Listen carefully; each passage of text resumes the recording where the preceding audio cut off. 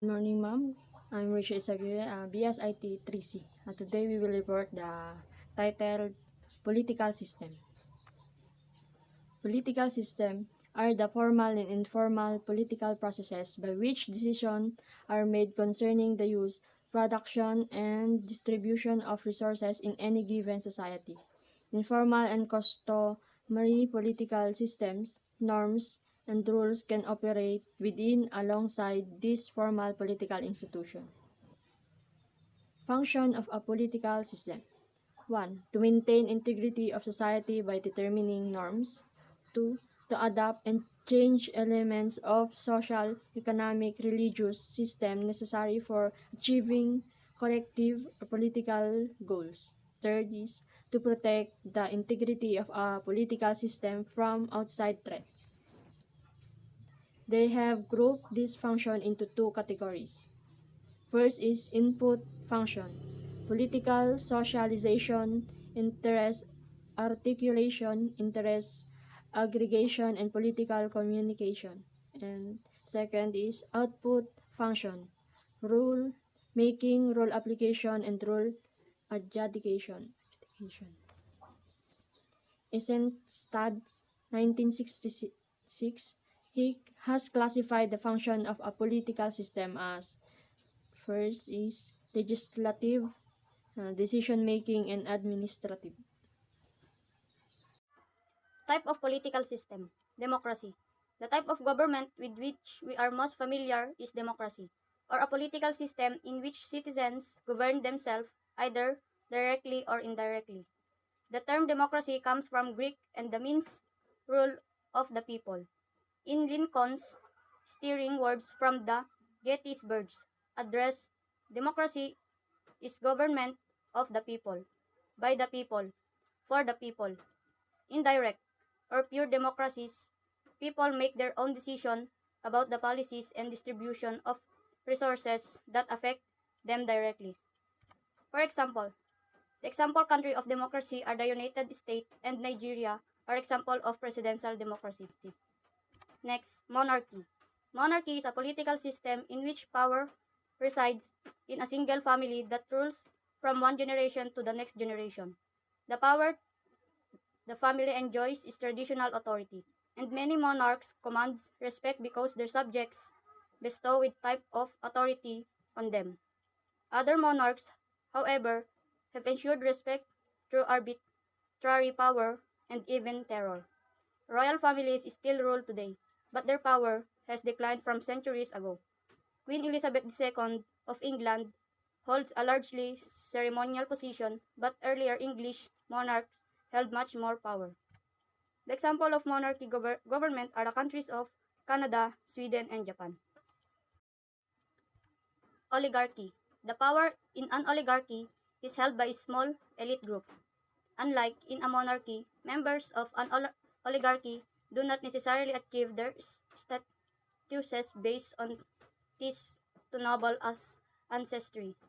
Rather, they may ascend to position of power because of military might, economic power, or similar circumstances. Example of historical oligarchies are Sparta and the Polish-Lithuanian Commonwealth. Next is authoritarianism and totalitarianism. Authoritarianism and totalitarianism are general terms for non-democratic political system ruled by an individual or a group of individuals who are not freely elected by their population and who often exercise arbitrary power. To be more specific, authoritarianism refers to political system in which an individual or a group of individuals holds power, restricts or prohibits popular participation in governance, and represses dissent. Totalitarianism refers to political system that include all the features of authoritarianism but are even more repressive as they try to regulate and control all aspects of citizens' lives and fortunes. People can be imprisoned for deviating from acceptable practices or may even be killed if they dissent in the middle is of ways. Absolute monarchies. The royal family claims a divine right to rule and exercises considerable power over their kingdom. Absolute monarchies were common in both ancient e.g., Egypt and medieval England and China times. In reality, the power of many absolute monarchs was not totally absolute, as kings and queens had to keep in mind the needs and desire of other powerful parties, including the clergy and nobility.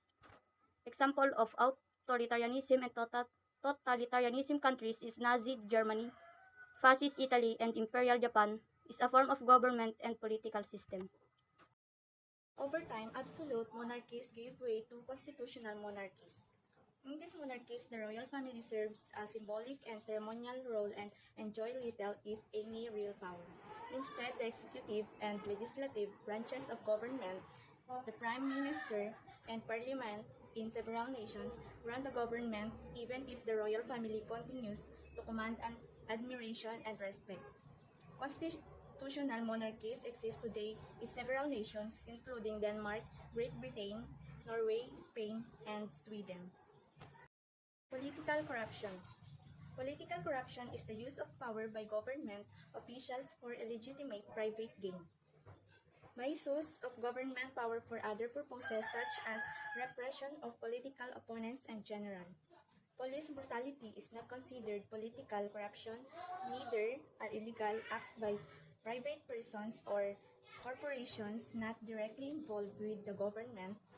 An illegal act by an office holder constitutes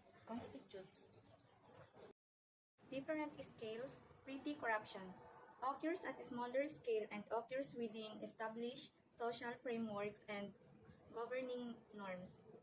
Grand corruption is defined as corruption occurring at the highest levels of government in a way that requires significant subversion of the political, legal, and economic systems. Systematic corruption or endemic corruption is corruption which is primarily due to the weaknesses of an organization or process. It can be contrasted with individual officials or agents who act corruptly within the system. Different sectors. Government, public sector. Public sector corruption is one of the more dangerous forms of corruption of the governing body can lead to widespread effects. Legislative system, political. Political corruption is the abuse of public power, office, or resources by elected government officials the personal gain, e.g. by extortion, soliciting, or offering bribes. Executive system. Police. Police corruption is a specific form of police misconduct designed to obtain financial benefits, other personal gain, and or career advancement for a police officer or officers in exchange for not pursuing or selectively pursuing an investigation or arrest. Judiciary system. Judicial corporation refers to corporation-related misconduct of judge through receiving or giving bribes, improper sentencing of convicted criminals, bias in the hearing and judgment of arguments, and other such misconduct. Corporation. As corporations and business entities grow larger, sometimes with a monetary turnover many times that of small countries, the threat of corruption in the business world within the organization, in dealings with other organizations, and in dealings with the government is a looming and growing threat. Methods. Corruption occurs through migrate method, the use of both positive and negative inducement to encourage the misuse of power is well known. In addition, favoring of friends, relatives, and cronies in a way that is not directly beneficial to the corrupt individual is a form of corruption. In systemic corruption and corruption, multiple methods of corruption are used currently with similar aims. Unions. Labor unions were formed to protect and further the rights of employees via collective bargaining. However, as with other entities, corruption has been known to happen within the organizations. In addition, some unions have been infiltrated by associated within organized crime syndicates. Etymology. The word corrupt or Middle English from Latin corruptus, past participle of corrompere, to abuse or destroy, come intensive, bref, and ramper. To break, when used as an adjective, literally means utterly broken. Another reinforcing loop. Political system. Land statue. Bigger, more statue. Competition supporters. False promises, claims, extolling competition. Incentive of leaders to maximize land statue. Leader power. And this is our balancing loop. Deforestation. Food sources, population, competition supporters, bigger of more statue. Hi guys, this is our reinforcing loop. Everyone works to optimize the common good of all. Ecosystem health, others common benefits. Incentive of leaders to optimize the fruits of cooperation. The promises of claims extolling cooperation. Cooperation supporters. And this is our balancing loop. Deforestation, food sources, population, cooperate supporters, competition supporters. Everyone works to optimize the common good of all. Bigger or and more statue.